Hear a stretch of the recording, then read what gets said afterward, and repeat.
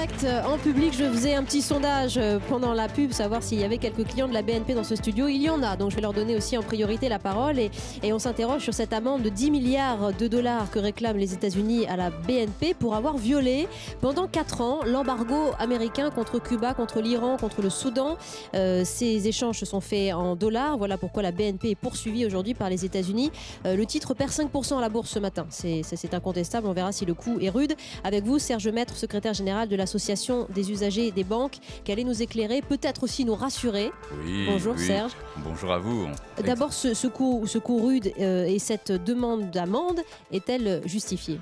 Justifier, la justice nous le dira, parce que là, on n'est pas les magistrats, mais on va dire que c'est exemplaire. Exemplaire de quoi ?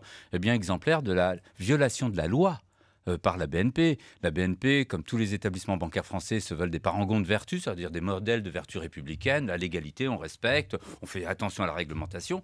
C'est la preuve que là, pendant des années, 4 ans pratiquement, alors qu'il y a une loi d'embargo, la BNP s'est organisée pour contourner cet embargo. Et voilà le problème véritablement. Et donc cet exemplaire, ça paraît énorme. Énorme, mais c'est pas aussi important que ça. Et tout de suite, il ne faut pas s'effrayer. Pourquoi ? On se dit 8 milliards d'euros, pratiquement, c'est ce dont on parle. 8 milliards d'euros, c'est pratiquement les bénéfices de l'année de la BNP. Donc tout au plus, ça va éponger les bénéfices, mais ça ne va pas porter atteinte à l'appareil de production de la BNP. C'est-à-dire les agences resteront là, les employés. D'autant plus que la BNP, l'année dernière, a déjà fermé des agences, des dizaines d'agences, le groupe BNP. Et deuxièmement, il y a eu des plans sociaux de restructuration, ce qui veut dire des licenciements. Donc concrètement, ils avaient déjà fait le nettoyage. Mais c'est sans doute un coup rude, parce qu'ils avaient envisagé 2 milliards en janvier. Et puis là, c'est 4 fois plus. Moi, je pense que les clients ne sont absolument pas concernés quand il y a ces cracks de banque. Nous, on a trimé toute une vie pour mettre de l'argent un peu de côté, et puis on vous dit, s'il y a un problème, vous n'aurez que 100 000 euros à récupérer ici et là.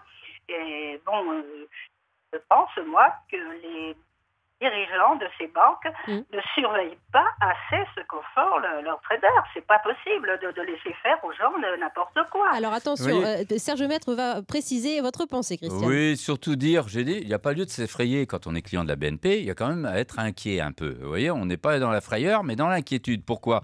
Ce qu'on peut craindre, c'est que la banque se rattrape sur ses clients, la banque de détail, pas celle qui est à New York, pas celle qui fait des grands transhumances financières. Non, on peut s'inquiéter qu'il se rattrape sur la banque de détail. Ça veut dire quoi ? Augmentation de la tarification bancaire, et la FUB va être très vigilante. Oui, on pourra être impacté. Voilà. Et puis, diminution encore de la distribution des crédits. Parce qu'il faut rappeler que toutes ces banques nous disent, la main sur le cœur, ça existe un cœur de banquier. Ils vous disent, mais on augmente l'État, on distribue toujours du crédit. Quand même, les statistiques de la Banque de France sont là.